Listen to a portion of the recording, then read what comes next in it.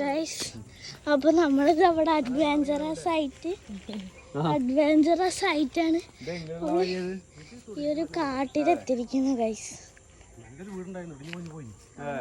നല്ലൊരു വൈബുള്ള വീടാണ്. ഇവിടെ നമ്പേരെ വീട്ടില്ലേ അതില് വലിയ തറവാട്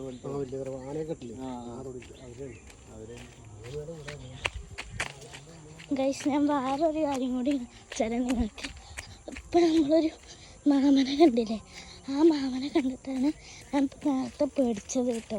അപ്പോൾ ഞാൻ പേടിച്ചപ്പോൾ ഷാലുവിൻ്റെ സൈക്കിൾ ചെറുതായിട്ടൊന്ന് പറഞ്ഞു. ആ